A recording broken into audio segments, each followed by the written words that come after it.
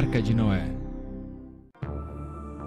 Antes do dilúvio, a sociedade pervertera-se tanto que Deus decidiu destruir a terra. Então disse Deus a Noé: o fim de toda a carne é vindo perante a minha face, porque a terra está cheia de violência, e eis que os desfarei com a terra.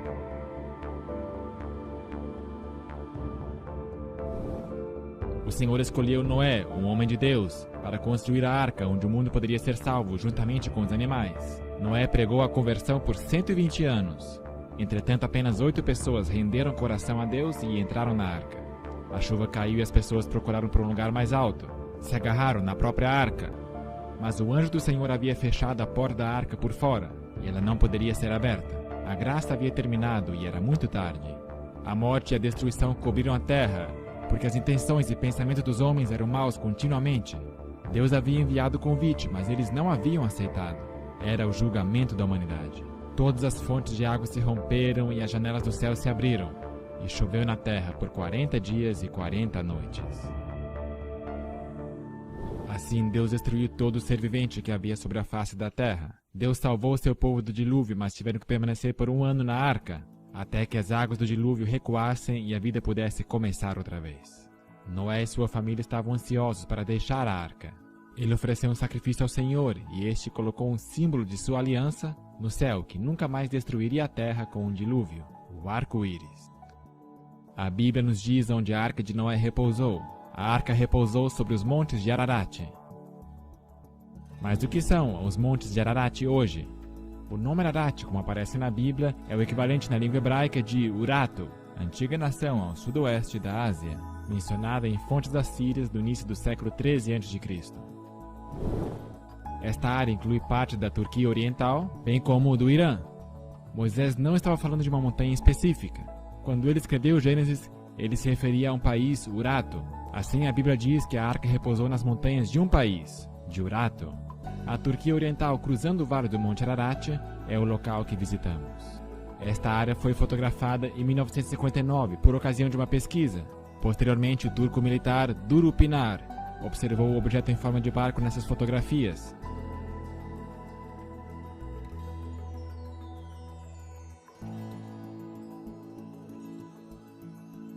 Em 1960, um grupo americano também viajou para o local, e eles concluíram prematuramente que seria uma formação natural. Naquele mesmo ano, a revista Life publicou fotos do local. No antigo registro de civilização de Beroso Caldeu, ele diz que ainda há parte desse barco na Armênia, ao pé da montanha dos Codieus, e que algumas pessoas levam pedaços de betume, que arrancam e usam principalmente como amuletos para espantar males. Hoje podemos olhar no mapa da Turquia e encontrar este local como Nuhun Gemizi, o barco grande de Noé. Visitando o local, pousamos próximo do lago Van, que uma vez fora o anfitrião da capital antiga de Urato, chamada Tushipa, situada ao longo de sua costa. Viajando por fora pela zona rural, nós vemos um vulcão extinto próximo da estrada. Cruzando uma montanha, nós logo vemos, ao longe no horizonte, o famoso Monte Ararat.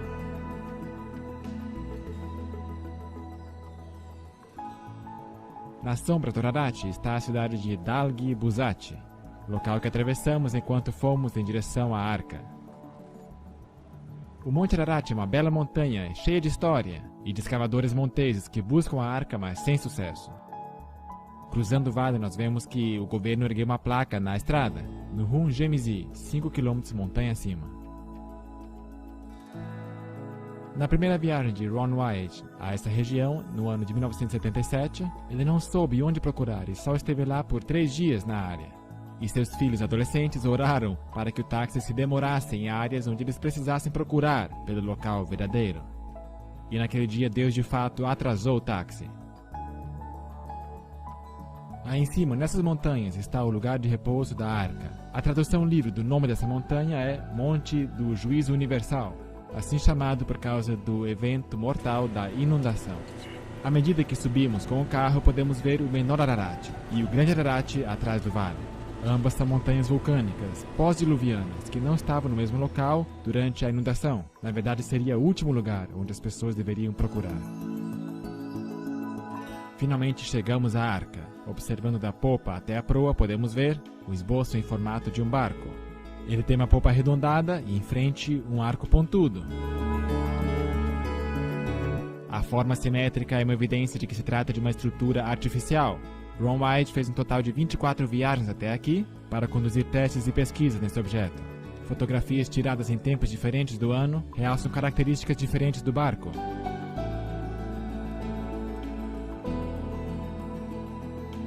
Havia tantas evidências convincentes da descoberta nesse local que o governo turco declarou esta área como Parque Nacional da Arca de Noé.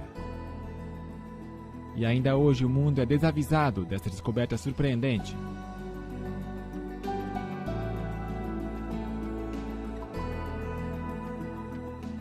Usando o programa Google Earth, podemos ver a imagem de satélite do local da arca e também do centro de visitantes ao lado, erigido pelo governo turco. Foi no dia 21 de junho de 1987 que se realizou uma cerimônia na montanha para comemorar o local como o Parque Nacional da Arca de Noé. Autoridades do país se reuniram para partilhar o pão e prestigiar essa descoberta maravilhosa.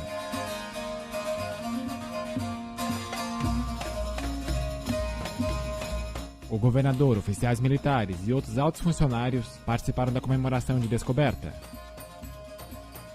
Ron White era um convidado especial por causa do extenso trabalho que ele realizou neste local. O centro de visitas daria boas-vindas a convidados de todo o mundo para contemplarem a arca. Havia muita euforia quando foi colocado concreto na fundação pelo governador e por Ron White. Este era um monumento aos restos mortais da Arca de Noé. Finalmente, a Arca de Noé foi achada.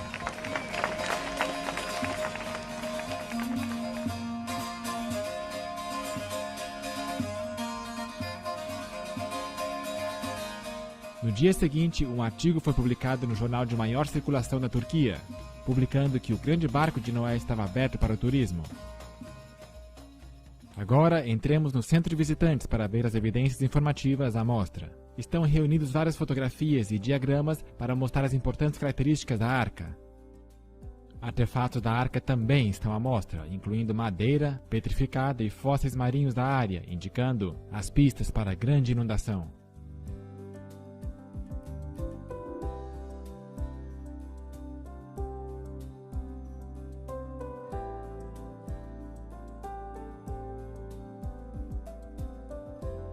O livro de visitas mostra que pessoas do mundo inteiro estiveram visitando o local. Muitos países diferentes estão aqui representados.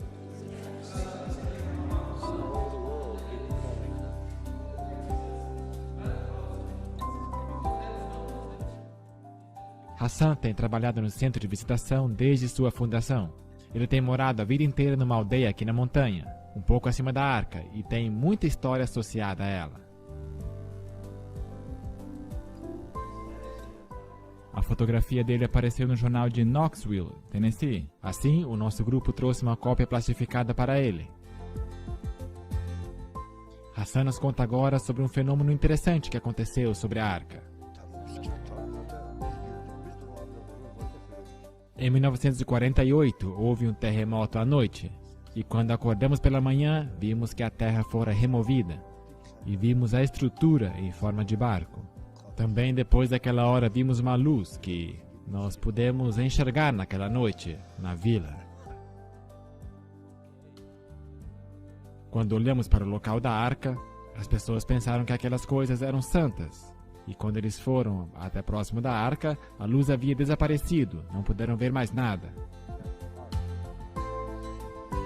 Depois daquele terremoto, eu vi a formação do barco e em cima, na minha opinião, uma combinação de luz verde e amarela e meio avermelhada.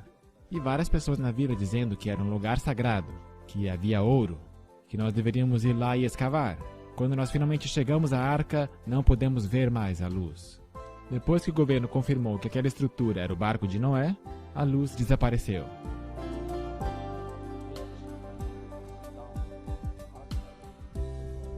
Tudo isso me faz pensar que realmente se trata da Arca de Noé.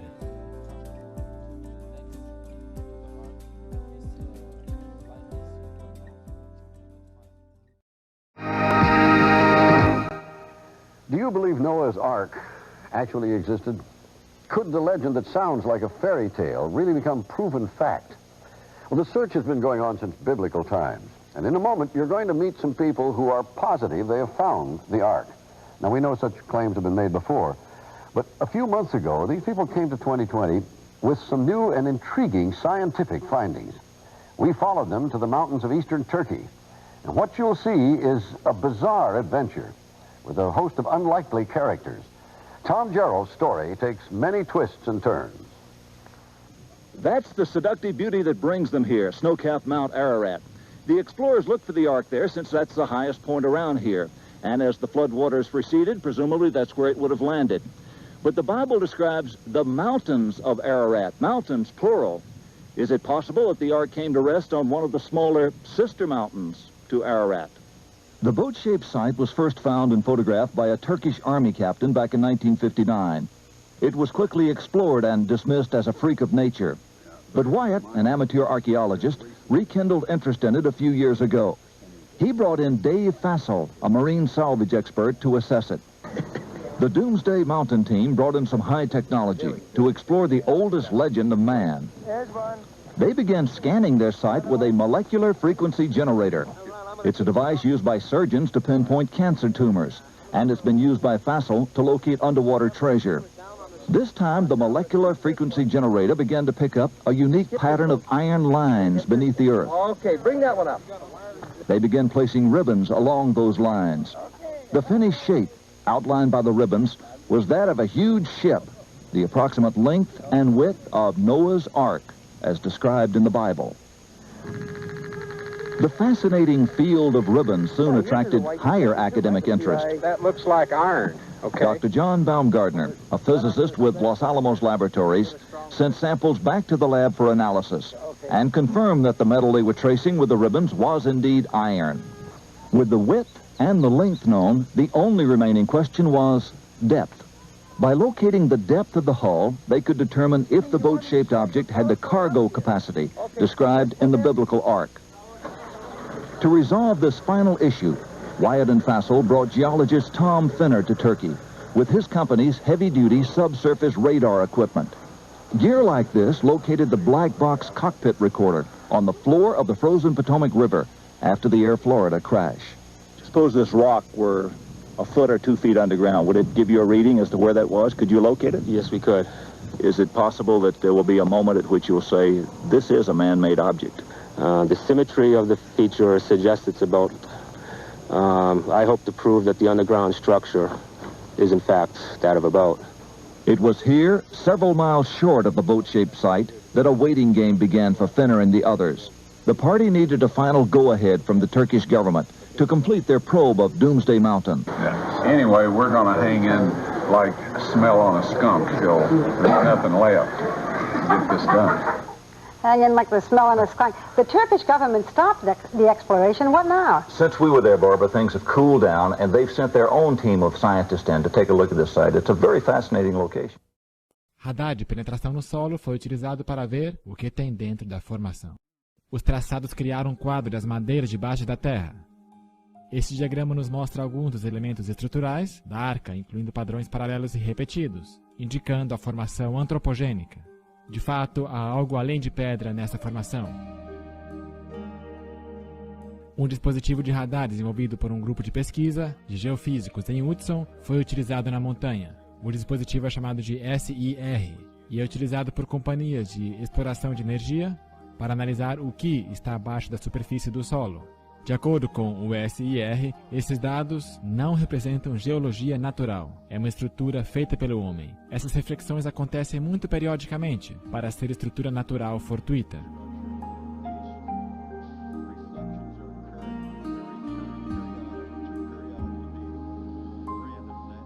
Comparado a um porta-aviões de 305 metros de tamanho, nós podemos ver que a Arca é um barco bastante grande.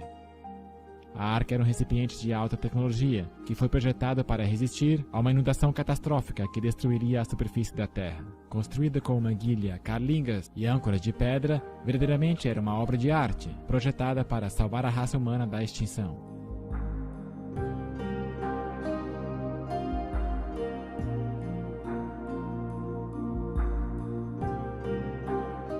Bíblia nos fala que a arca era de 300 côvados de comprimento, e a formação da arca foi medida em 156,9 metros de comprimento, que corresponde a exatos 300 côvados egípcios. Moisés, ao escrever a narração de Gênesis, era acostumado a usar o côvado egípcio, que é maior e tem aproximadamente 52 centímetros. A Bíblia menciona um côvado mais antigo, um côvado segundo a primeira medida, isto é, o côvado egípcio, que foi dividido em 28 dígitos, compondo a vara do côvado.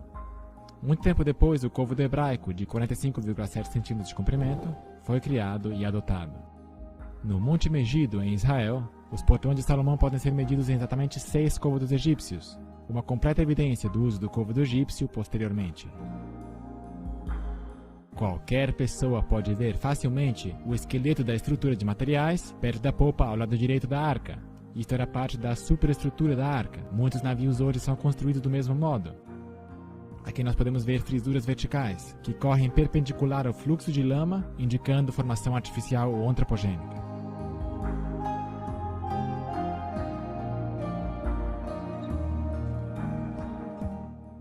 Os garotos das aldeias vizinhas nos cumprimentam ao darmos uma olhada neste bordo da arca, que curva além, para frente. Este lado está enterrado predominantemente na terra. O lado de fora da arca, da parte da frente, está bem diante de nós, e então examinamos o lado a este bordo para ver o topo esqueleto das madeiras.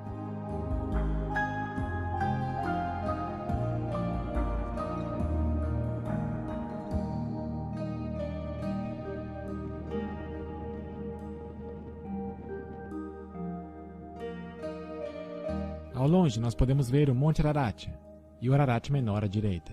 Nós agora nos movemos para o bom bordo da arca, perto da popa. Este lado é menos conservado, mas podemos enxergar um esqueleto de madeira que chama a atenção. Foi preservado formosamente e reteve a curvatura do casco. Daqui nós olhamos mais adiante para a frente da arca e podemos ver uma perfuração grande que foi feita em 1960, quando o primeiro grupo americano veio aqui inspecionar o local. Estamos agora na área mediana da arca e nos movemos para o interior do bombordo, onde podemos ver 4 saliências horizontais seguidas. Elas são organizadas em um padrão regular, indicando construção artificial. Estas teriam sido madeiras horizontais, de apoio para o piso, estendendo-se em direção ao meio do piso. Na popa nós podemos ver a forma simétrica do barco, inclusive a saliência longitudinal, onde as cobertas teriam se desmoronado em cima de outro monte. Continuando a inspeção da popa, podemos ver 5 objetos seguidos ao longo da área a bombordo do interior do piso. Estes foram medidos a intervalos regulares e parecem ter sido postes verticais que teriam apoiado o piso.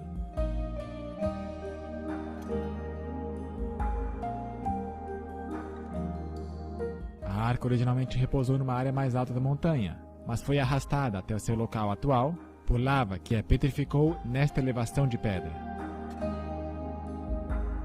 Ron White estava manuseando seu equipamento de penetração no solo diante das autoridades turcas quando ele detectou um objeto logo abaixo da superfície.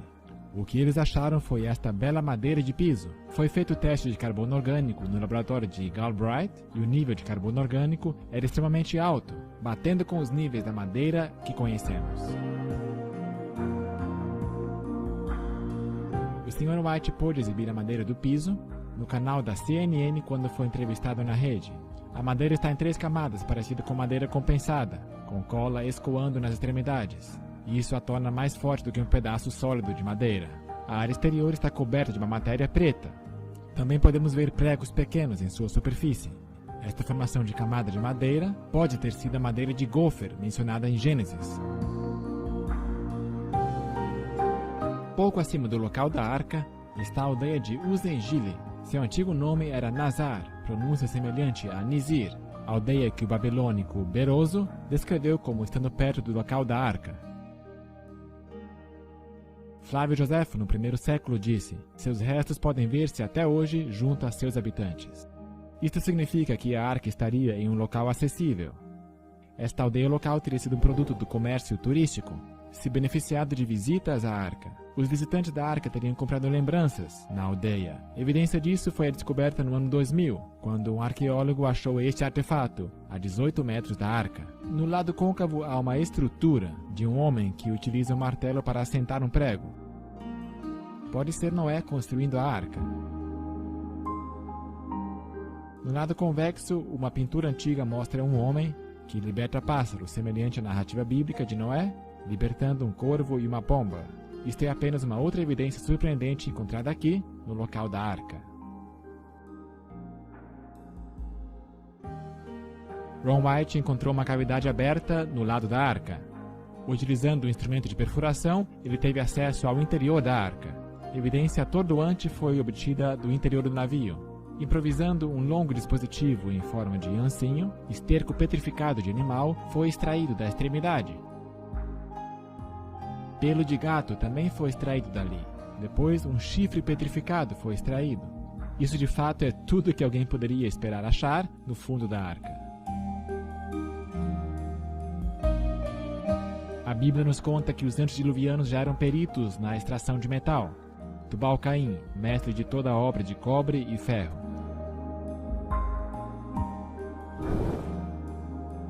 Este rebite grande de metal foi encontrado por Ron White no local, quando levou uma excursão para lá em 1991. O centro da haste foi golpeado enquanto estava quente, de forma que prensou a arruela em sua posição devida. Resultados de testes mostram que a haste tinha 8% de alumínio, metal em sua forma pura metálica feito pelo homem. Isso é mais uma evidência da natureza antropogênica do achado. Os céticos disseram que Ron White estava mentindo sobre a prova, mas será que ele realmente estava? Quando o grupo da arca, Discovery International, chegou ao local da arca, eles usaram detectores de metal para localizar artefatos de metal na arca. Isto é um pedaço de metal que tinha sido uma arruela circular nos seus dias melhores. Foi achado próximo da arca. Uma amostra disso foi levada ao laboratório de Galbraith, no Tennessee, e os resultados foram impressionantes. Tinha 8% de alumínio, a mesma proporção do teste anterior de Ron White. E este teste também mostrou uma quantia pequena de metal de titânio, que nesta forma também é um material fabricado pelo homem. O grupo da arca Discovery continuou suas análises e localizou outro artefato no local de este bordo. Uma porção disso também foi enviado ao laboratório de Galbraith para ser testada e sua composição metálica outra vez ser comprovada. Os resultados foram incríveis. Havia 8% de alumínio e 1,3% de titânio, mais 3,8% de magnésio, tudo indicativo de que a formação da arca é uma estrutura artificial. A Enciclopédia Britânica nos diz que, por causa de sua atividade química, o alumínio nunca aparece na sua forma metálica na natureza. Esses componentes particulares de metal são evidências poderosas que o local é uma estrutura artificial com material de alta tecnologia, consistente com o que deveríamos encontrar na Arca de Noé.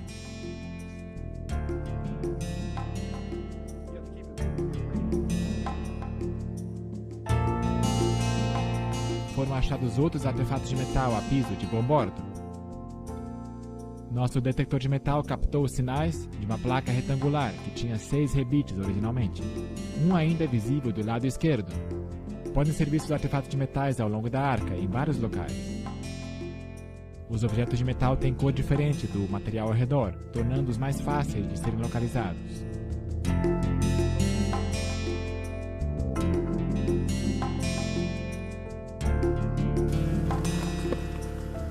Na porção exterior da arca, ao nível mais alto, nós podemos ver este objeto que parece ser um chapéu de metal em cima de um poste vertical.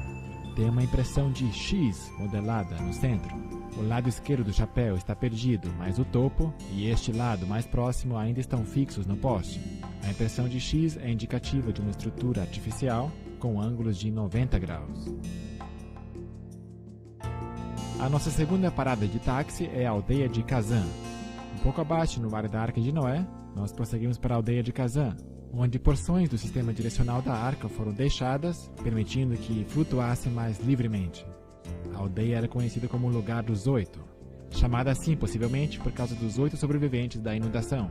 Esta é a primeira área onde Noé e sua família teriam vivido depois do dilúvio.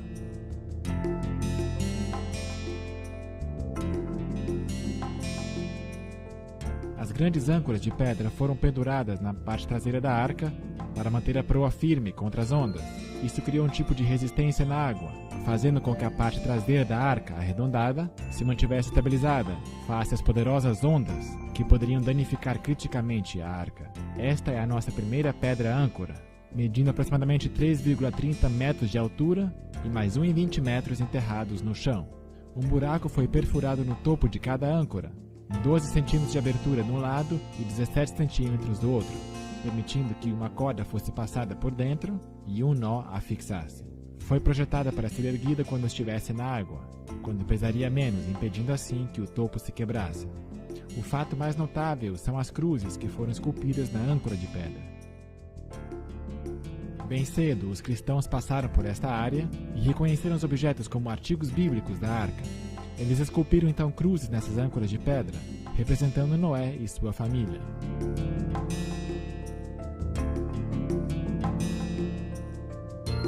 A cruz maior aqui representa Noé e é do estilo das cruzadas. A forma de diamante sobre a cruz era o sinal de Nimrod, quando ele estava vivo. O diamante representa a arca, a linha vertical, o caminho para o céu, com a linha transversal representando o céu. Âncoras de pedras menores podem ser encontradas perto do Mediterrâneo. Esta é uma das maiores que você verá fora da área da Arca de Noé. A próxima âncora de pedra está enterrada parcialmente no chão, com 5 cruzes. A cruz maior representa Noé, a próxima menor, a Senhora Noé, e as 3 menores são os filhos de Noé.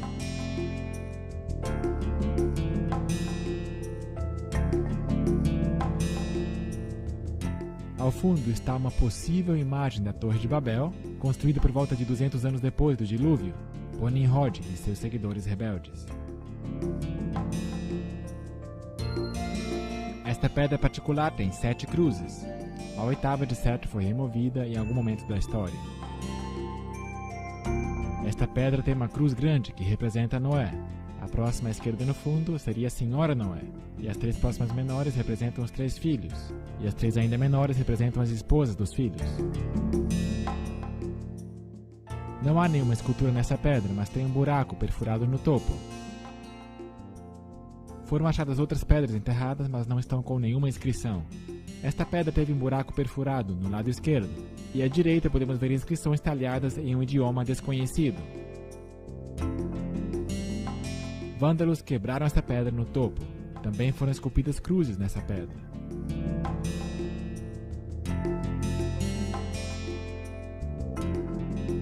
Cinco cruzes estão nesta âncora de pedra. E no topo podemos ver onde o buraco foi quebrado. Fora da aldeia de Gazã, há um objeto grande que tem a aparência de uma casca de árvore petrificada, com características incomuns. As far as we know, there's nothing else like this anywhere. Nobody's ever... My goodness. It's got crosses that are very faintly carved on it. You got a big one here. You got a small one right there. One here. One here. They're harder to see over here. And this is petrified wood? Well, It looks like it, Ron doesn't it? said he thought it was petrified Bark. tree bark. Right. If you look at the... You ever seen... It looks like a little bit like pine bark. It sounds like metal.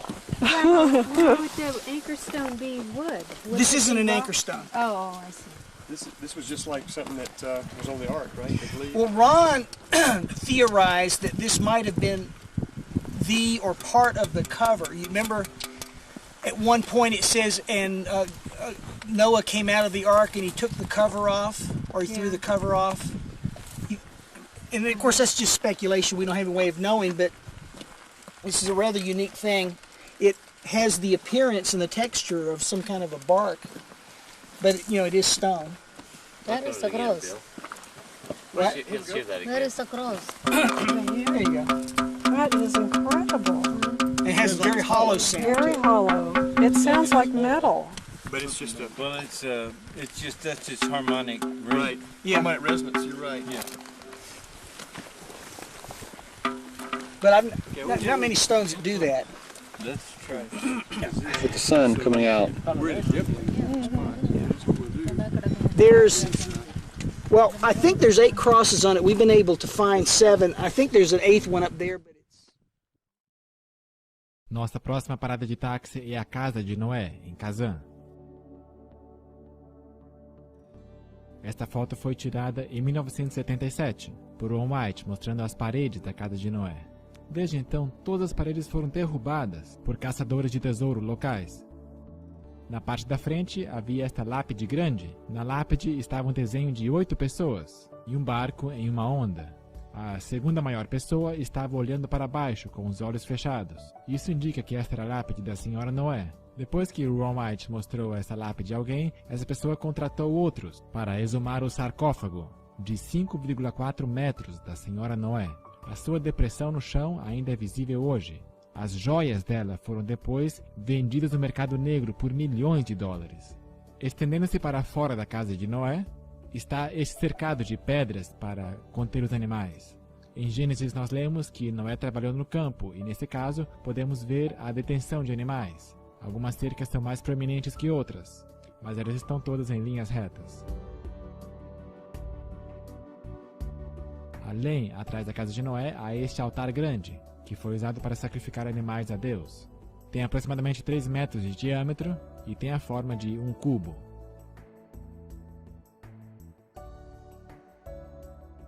Em conclusão, podemos dizer, de acordo com Durupinar, que a formação da Arca de Noé está cheia de evidências que confirmam a sua autenticidade, especialmente quando consideramos todas as informações objetivamente. Foram escritos muitos livros acerca da descoberta da Arca, foi documentado em muitos jornais e programas de TV, mas a maioria do mundo não está atenta a esta descoberta, que refuta a evolução e prova que a Bíblia é a verdade. Deus está cronometrando e também revelará isto a toda a humanidade.